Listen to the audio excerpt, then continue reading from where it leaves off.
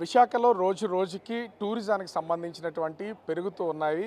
అనేక ప్రాంతాల నుంచి టూరిజానికి చూడడానికి వస్తున్నటువంటి పర్యాటకులకి విఎంఆర్‌డీఏ ఆధ్వర్యంలో చాలా కొత్తవన్నింటినీ కూడా ఇంట్రడ్యూస్ చేస్తున్నటువంటిది అయితే ఉంది. ఇప్పటికే విశాఖకు సంబంధించి చాలా పర్యాటక ప్రాంతాలు ఉన్నాయి. మనకు కనిపిస్తున్నటువంటిది ఇండియన్ నేవీలో ఎంతో సేవలు అందించినటువంటి UHVH-3 సంబంధించినటువంటి హెలికాప్టర్ ఇది. దాదాపుగా 20 మెంబర్స్కి పైనే ఈ హెలికాప్టర్లో సేవలు అయితే ఇండియన్ నేవీకి అందించేటటువంటిగా సరిపోతుంది. చూడడానికి ఇది బయట నుంచి చూస్తే చాలా పెద్దగా కనిపిస్తుంది. అసలు లోపలికి ఎట్లా ఉందనేది ఒకసారి నేను చూపించడంతో పాటు ప్రస్తుతం విఎంఆర్‌డీఏ చైర్పర్సన్ కూడా మనతో ఉన్నారు. ఎందుకంటే దీనికి సంబంధించినటువంటి మొత్తం ఏర్పాట్లన్నీ చూసుకుంటూ ఎక్కడికక్కడ ఒక్కొక్క దానికి సంబంధించి ఓపెన్ చేసుకుంటూ ఒక్కటే కాదు, వీటితో పాటు అనేకమైనటువంటి ప్రాజెక్ట్స్ని విశాఖలో అయితే ప్రస్తుతం తీసుకొస్తున్నటువంటిది అయితే ఉంది.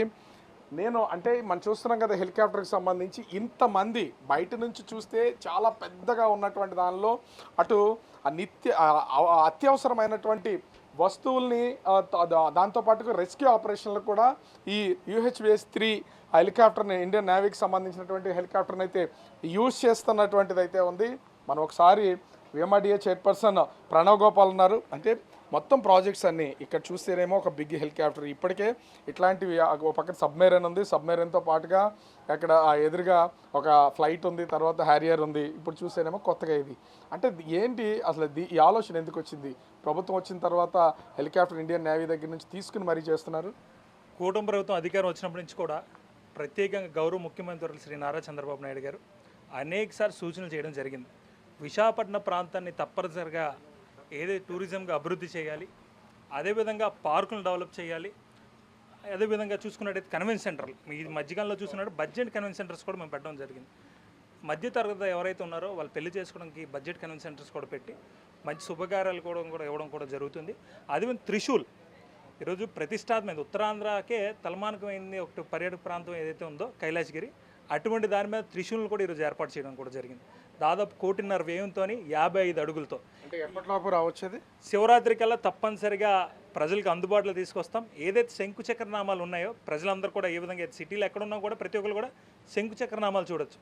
ఈసారి త్రిశూలం డమరుకంతో కూడిన త్రిశూలాన్ని కూడా ప్రజలందరూ కూడా తప్పనిసరి విశాఖపట్నం అందరికి కూడా కనిపిస్తుంది. ఎందుకు కైలాసగిరికి సంబంధించే త్రిశూలు, దీంతోపాటు ఇప్పుడు ప్రస్తుతం గ్లాస్ బ్రిడ్జ్ మొత్తం రోప్ జిప్, అదేవిధంగా రోప్ సైక్లింగ్, ఇవన్నీ 1 by 1 అసలు ఎంత ఖర్చు అవుతుంది? బడ్జెట్ ఎక్కడి నుంచి వస్తుంది? ప్రభుత్వం ఇస్తుందా లేకపోతే మొత్తం అంతా విఎంఆర్‌డీఏ చేస్తున్నటువంటి ఏమైనా? అంటే PPP మోడ్లోనే అయితే గ్లాస్ బ్రిడ్జ్ని కూడా ఇవ్వడం కూడా జరిగింది.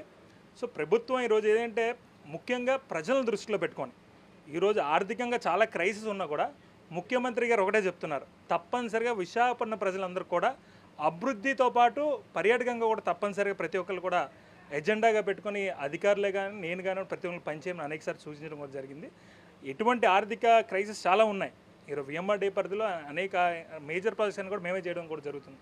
ఉన్నప్పుడు కూడా తప్పనిసరిగా అయితే గ్లాస్ బ్రిడ్జ్ కానివ్వండి, అదేవిధంగా త్రిశూల్ కానివ్వండి, పర్యాటకంకి ప్రధాన అయితే ఇది పెట్టుకుని చేసిన జరుగుతుంది. ఫ్లైట్లో చాలాసార్లు జర్నీ చేసి ఉంటాం, కానీ హెలికాప్టర్లో, అందులోనూ నేవీ హెలికాప్టర్లో ఇదంతా చూస్తుంటే అసలు ఏమనిపిస్తుంది? సీట్లో కూడా వెళ్ళారు, ఇదంతా ఒకసారి చెక్ చేస్తే మొత్తం అసలు ఇన్సైడ్ సహజంగా ఎవరికి తెలియదు కదా, ఏమనిపిస్తుంది? విశాఖ వచ్చే చాలామంది పర్యాటకులకి ఇది ఎంతవరకు ఉపయోగపడుతుంది అనుకుంటున్నాను? విశాఖపట్నం పర్యాటకులందరూ కూడా తప్పనిసరి ప్రతి ఒక్కరు కూడా ప్రతి మధ్యతరగతి కుటుంబం కానివ్వండి ప్రతి ఒక్కరు కూడా హెలికాప్టర్ ఎక్కాలని చాలా దీంతో ఉంటారు. దాంతో విశేషం ఏంటంటే ఈ హెలికాప్టర్ దాదాపు ఎన్నో సంవత్సరాలు పనిచేసింది, దేశ సేవ చేసింది. అటువంటి హెలికాప్టర్ని చూసి ప్రతి ఒక్కరు కూడా యుద్ధ విమానాలు కానివ్వండి, యుద్ధ హెలికాప్టర్లు కానీ చూస్తూ ఉంటాం. కానీ లోపలికి వెళ్ళి ఏ విధంగా ఉంటుంది ప్రతి సామాన్యుడు కానీ ఎవరికి కూడా తెలియదు. ముఖ్యమంత్రి గారు స్పెసిఫిక్గా చెప్పడం జరిగింది, తప్పనిసరిగా ప్రజలకు తెలియజేయాలి, అదేవిధంగా విద్యార్థులు కానీ యువత అందరికి కూడా తెలియజేయాలి అనే ఉద్దేశంతో సూచించడం జరిగింది. తప్పనిసరి దీన్ని కూడా మేము అందుబాటులో తీసుకున్నాం. మెయింటెనెన్స్ అవుతుంది కదా ఈ మెయింటెనెన్స్ ఎట్లా, ఏం టికెట్ ఏమన్నా దీనికి ఏమన్నా నిర్ణయించడం ఏమన్నా ఉందా? అప్పుడే అధికారులు అందరూ కూడా చర్చించుకోవడం జరిగింది. తప్పనిసరి దీని మెయింటెనెన్స్ అన్నది కంపల్సరీ కాబట్టి తక్కువ మధ్యతరగతి కుటుంబాలకు అందుబాటులో విధంగా ఈ ఒక బడ్జెట్ కూడా పెట్టడం కూడా జరుగుతుంది. ఫేర్ తప్పనిసరిగా ఇది అంటే ఈరోజు ఒక చైర్పర్సన్గా బాధ్యతలు తీసుకున్న తర్వాత విశాఖపట్నం ప్రాంతంలో అనేకమైన సంచలన నిర్ణయాలు తీసుకోవడం కూడా జరిగింది. అయితే అనేక అభివృద్ధి కానివ్వండి, అదే పర్యాటక పరంగా కానివ్వండి అనేక నిర్ణయాలు కూడా తీసుకోవడం జరిగింది. ముఖ్యమంత్రి గారు ఎప్పుడు వెళ్ళినా కూడా ఒకటే చెప్తారు, విశాఖపట్నం తప్పనిసరి సుందర నగరంగా చేయాలి, విశాఖపట్నాన్ని అంతర్జాతీయ స్థాయిలో తప్పనిసరిగా తీసుకెళ్ళాలి అనేక సార్లు చెప్పడం కూడా జరిగింది. ఈరోజు అమరావతికి ధీటుగా విశాఖపట్నాన్ని కూడా మేము చేయడం కూడా సిద్ధంగా ఉన్నాం. సో మనమైతే చూడొచ్చు ఒక పక్క నుంచి ఈ కనిపిస్తున్నటువంటిది అంటే ఎంతోమంది సంబంధించి అంటే పర్యాటకులు చాలామంది వస్తూ ఉంటారు.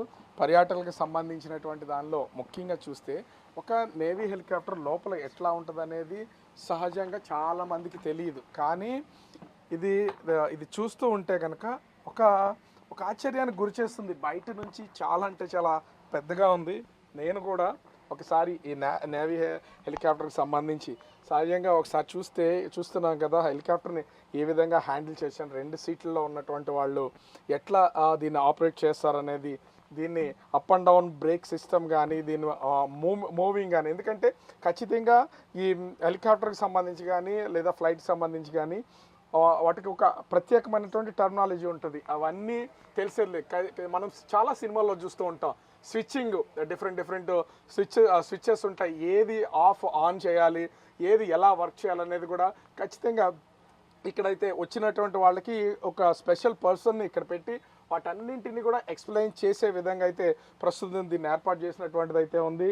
నిజంగా విశాఖ వచ్చే ఎంతోమంది పర్యాటకులకు సంబంధించి ఇది చాలా ఒక అద్భుతం అనే చెప్పాలి. ఇంతటి అద్భుతమైనటువంటి అవకాశాన్ని ఇండియన్ నేవీకి సంబంధించిన ఈ హెలికాప్టర్ని ముఖ్యంగా చూస్తే ఆంధ్రప్రదేశ్ ప్రభుత్వం ఒక ప్రతిష్టాత్మకంగా తీసుకుని దీన్ని ఖచ్చితంగా ఎంతోమంది పర్యాటకులకు అందుబాటులోకి తీసుకురావాలనే ఉద్దేశంతో దీన్నైతే ఇక్కడ ఏర్పాటు చేసినటువంటి చూడొచ్చు. మనం హెలికాప్టర్ మొత్తాన్ని కనుక ఒకసారి ఫ్రేమ్లో చూస్తే ఇది చాలా అంటే మనము ఆకాశంలో హెలికాప్టర్ని చూస్తాం, విమానాలు చూస్తాం, చాలా చిన్నగా కనపడుతుంది. కొన్ని విన్యాసాలు జరిగినప్పుడు కూడా చూస్తూ ఉంటాం.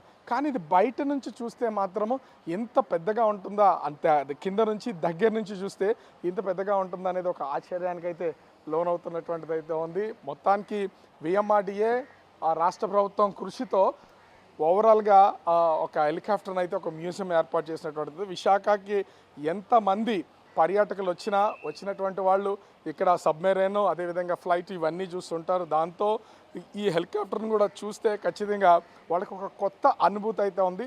దానికోసం పర్యాటకంగా అభివృద్ధి చేయడానికి ఎన్ని కోట్ల రూపాయలు విలువైనటువంటి వాటినైనా తీసుకుని వచ్చి ఖచ్చితంగా ఒక కొత్త అనుభూతిని విశాఖ వచ్చే పర్యాటకులకి, విశాఖ ప్రజలకు అందిస్తామని విఎంఆర్డీఏ చైర్పర్సన్ ప్రణవ్ గోపాల్ చెప్తున్నటువంటిది ఉంది.